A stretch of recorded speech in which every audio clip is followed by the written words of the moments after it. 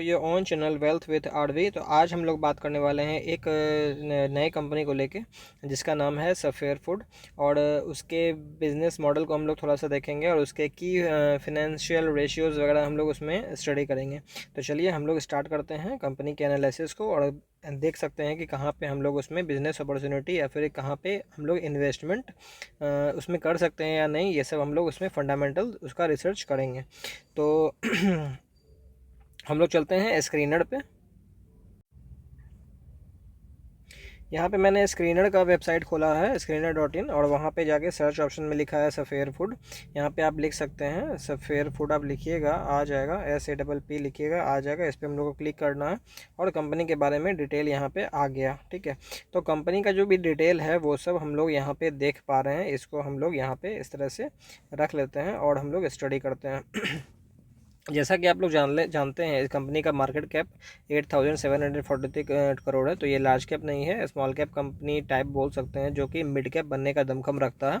और स्टॉक के वैल्यूएशन जो हम लोग स्टडी करते हैं उसको हम लोग पी वगैरह बोलते हैं। तो पी है इसका 37, जहाँ पे इंडस्ट्री का पी जो है वो पे हम लोग इसको कैसे कंपेयर करेंगे, इंडस्ट्री का पी कितना चल रहा है, मतलब पूरा जो सेक्टर है उसका वैल्यूएशन कितना चल रहा है। तो उसका वैल्यूएशन 109 चल रहा है, जिसके कंपैरिजन में ये सिर्फ 37 के पीई पे ट्रेड हो रहा है। तो इसका वैल्यूएशन के बारे में अगर हम लोग बात करें तो वैल्यूएशन इसका बहुत सही है as compare to its sector, as compare to industry. तो इंडस्ट्री से ये अच्छे वैल्यूएशन पे मिल रहा है, जो कि एक पॉजिटिव पॉइंट है। तो ये इसका एक पॉजिटिव पॉइंट है हो गया।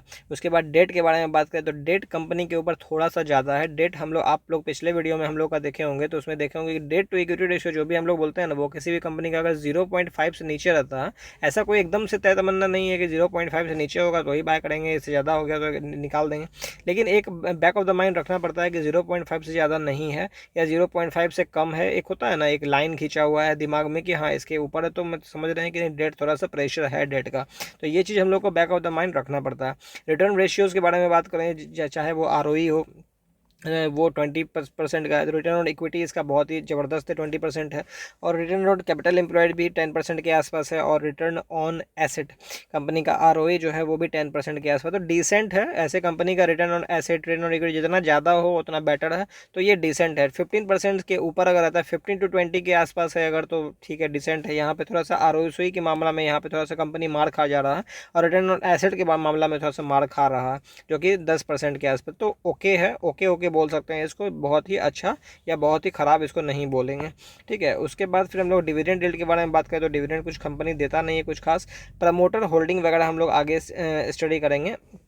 कंपनी का डेट देखिए क्या है। कंपनी का नेट प्रॉफिट जो है वो 233 करोड़ का बनाता है कंपनी सालाना, प्रीवियस ईयर नेट प्रॉफिट बोल सकते हैं इसको। और वही कंपनी के ऊपर डेट जो है 963 करोड़ का है। तो डेट थोड़ा सा कंपनी के ऊपर है, जो कि हम लोगों को ध्यान में रखना पड़ेगा, क्योंकि डेट वाली कंपनी हम अगर इसको बाय करने के बारे में सोच रहे हैं, जो कि डेफिनेटली आप लोग अपने फिनेंशियल एडवाइजर से सलाह लेने के बाद ही बाय करें। हम लोग सिर्फ स्टडी पर्पज़ के लिए किसी भी स्टॉक को यहाँ पर डिस्कस करते हैं, तो ये चीज़ डेफिनेटली है। अब सफ़ेयर फूड क्या धंधा करता है, अगर ये चीज़ आप लोगों को नहीं पता है तो डेफिनेटली किसी भी कंपनी को लेके अगर आपको स्टडी करना है तो उसके सिंपली उसके जाइए वेबसाइट पे। वेबसाइट से ज़्यादा इन्फॉर्मेशन आपको कोई नहीं देने वाला कि कोई भी स्क्रीनर ले लो या कुछ भी खोल लो, उसमें वेबसाइट वाला मज़ा नहीं मिलेगा। तो चलते हैं एक बार हम लोग इसके वेबसाइट पर, डेफिनेटली इसका वेबसाइट क्या काम करता है। तो आप लोगों को डेफिनेटली पता है कि ये KFC का एक मतलब रेस्टोरेंट चेन टाइप का ये चलाता है, जिसमें KFC मेन है। ठीक है, और भी 2-3 है, रिंग बेल्ट करके है, तो वो चीज़ डेफिनेटली यहाँ पे दिखा होगा।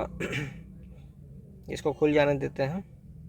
ओके, ये ओपन हो गया है यहाँ पे। इसका वेबसाइट यहाँ पे आप लोगों के सामने है, जो कि आप लोग भी जाके डेफिनेटली विजिट करिए अगर किसी कंपनी का एनालिसिस कर रहे हैं तो कंपनी का जो है Sapphire food is one of the largest franchisee of Yum brands INC, जो कि विदेशी कंपनी है, in subcontinent with the track record with successfully operating 700 KFC का इनके पास आउटलेट बोल सकते हैं वो है। और पिज़्ज़ा हट का भी इनके अंदर ही आता है।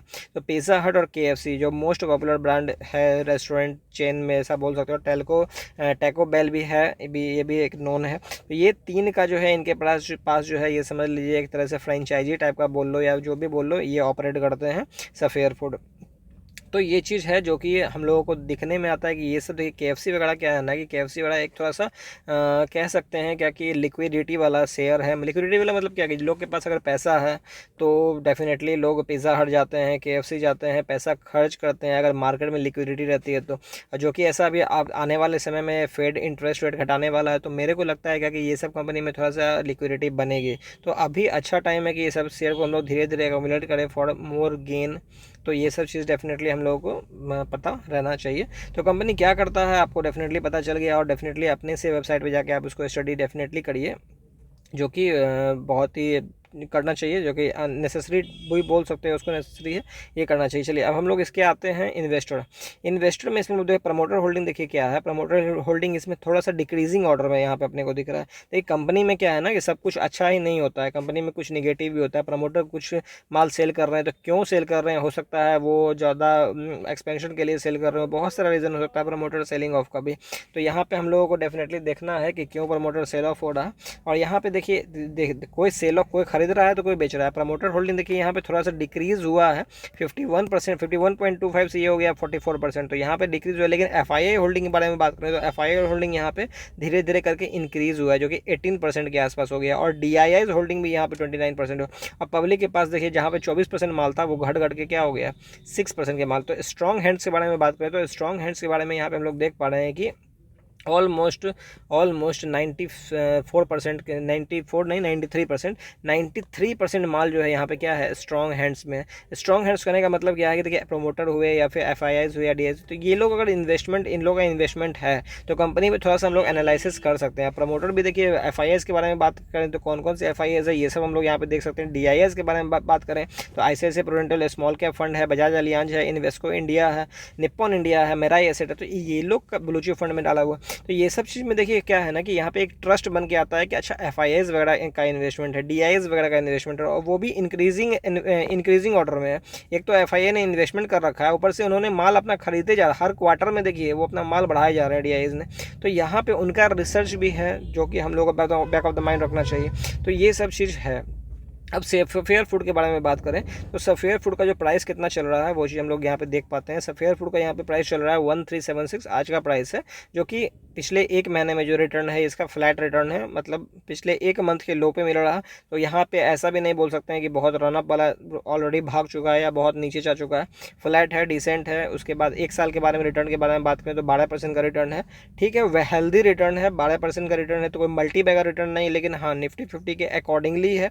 देखिए हम लोग किसी भी कंपनी को खरीदने के बारे में अगर सोचते हैं तो कम से कम ये एक्सपेक्ट करते हैं कि ये निफ्टी 50 को बीट करेगा। अगर निफ्टी 50 को बीट नहीं कर रहा है तो हम लोग क्यों लेंगे, हम लोग डेफिनेटली जाके निफ्टी 50 में इंडेक्स फंड में इन्वेस्टमेंट करेंगे। लेकिन हम खुद से अगर हम लोग इन्वेस्टमेंट करने का सोच रहे हैं तो वैसे कंपनी में इन्वेस्टमेंट करना है जो कि हमको ऐसा लगता है अपने रिसर्च के बाद कि नहीं ये निफ्टी 50 को एटलीस्ट बीट करेगा ही करेगा। तो ये चीज़ है। और इसके 5 साल के बारे में देखें तो 5 साल में फ्लैट है, अभी लिस्टिंग हुई हुआ है इसका नवंबर 2021 में। तो वहाँ से कोई बहुत ज़्यादा मल्टीबैगर रिटर्न यहाँ पे नहीं दिया। उसके बाद 52 वीक लो के बारे में बात करें तो 1102 रुपया है 52 वीक लो, और 52 वीक हाई जो है 1574। ठीक है, यहाँ पे क्या है ना कि 1574 के बारे में बात करें तो यहाँ पे 200 पॉइंट का अपगेन यहाँ पे मेरे को दिखता है। अगर इस स्टॉक को यहाँ पे हम लोग एक्यूमुलेट करते हैं तो 200 रुपया का तो अपगेन, और ये 1500 का जो इसका ये लाइन है, ये रेसिस्टेंस है, ये अगर टूट गया तो फिर यहाँ पे 1700 से 2000 इसको जाने में समय नहीं लगेगा। ये ऐसा मेरा टेक्निकल एनालिसिस के हिसाब से मैं आपको बता रहा हूँ। अब हम लोग चलते हैं चार्ट पे। हम लोग ट्रेडिंग के लिए जीरोधा का प्लेटफॉर्म यूज़ करते हैं, और मेरा अपना पोर्टफोलियो जो है वो श्रीराम में है, जो कि मैं एज ए डिस्क्लेमर आप लोगों के साथ बोलना चाहता हूँ। तो वहाँ पे क्या है ना कि मैं जो इस स्टॉक में इन्वेस्टमेंट करता हूँ वो कंटिन्यू फॉर होल्डिंग के पर्पज़ से है, तो उसको शो ऑफ करना या कुछ भी करना का कोई मतलब नहीं बनता है। हाँ, जीरोधा में मैं ट्रेडिंग करता हूँ, स्विंग ट्रेड लेता हूँ, और डेफिनेटली यहाँ का इसका चार्ट्स वगैरह बहुत अच्छा है। अगर आपका अकाउंट नहीं है अभी तक जीरोधा में तो आप नीचे दिए गए हमारे लिंक से आप ओपन कर सकते हैं, जहाँ पे आप लोगों को प्राइवेट टेलीग्राम ग्रुप में ऐड कर दिया जाएगा। वहाँ पे हम लोग अच्छे स्टॉक के बारे में, लॉन्ग टर्म के लिए बारे में, इन्वेस्टमेंट के लिए डिस्कस वहाँ पे करते रहते हैं, जो कि डेफिनेटली बेनिफिशियरी होगा। तो चलिए चार्ट पे आते हैं। तो चार्ट पे हम लोग यहाँ पे क्या देख पा रहे हैं, देखिए यहाँ पे एक टेम्पलेट मैंने बना के रखा है, जस्ट मिनट मैं आपको दिखा देता हूँ।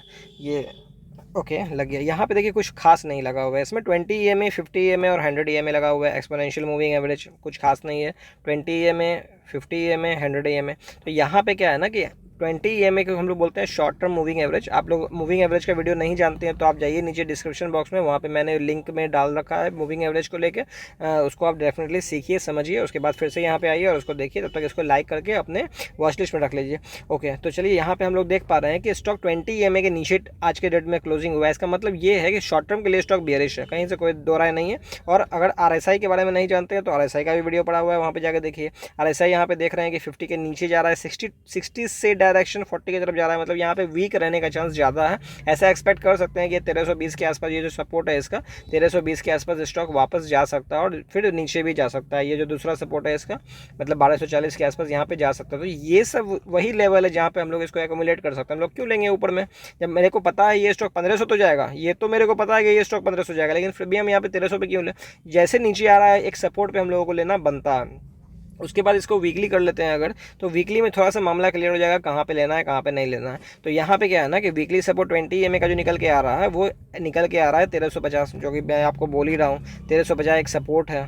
कैसे भी देखो, अब हम लोग को क्या है कि हम लोग को चार्ट देखते देखते पता चल जाता है कहाँ पे सपोर्ट कहाँ पे रेसिस्टेंस, तो ये चीज़ अपने को पता चल जाता है। लेकिन आप लोग धीरे धीरे सीख सकते हैं, कहीं से कोई दो राय नहीं है और कोई रॉकेट साइंस भी नहीं है। ऐसा नहीं है कि बहुत आप 20,000 50,000 खर्च करके किसी को पे करके आप सीख रहे हो, वैसा कुछ नहीं है। करते करते सीख जाओगे। बहुत सारा वीडियो पड़ा हुआ है, मेरे नहीं और भी लोगों के वीडियोज़ पड़े हुए हैं। आप सीखो, गूगल पर सर्च करो, सीखो, कोशिश करो सीखने का, सीख जाओगे, कहीं से कोई दिक्कत नहीं है। इसमें क्या है ना कि हम लोग देख पा रहे हैं क्या कि सिंपली देख रहे हैं क्या कि एक ट्रेंड बनता है। देखो मैं छोटा कर लेता हूँ इसको। ओके,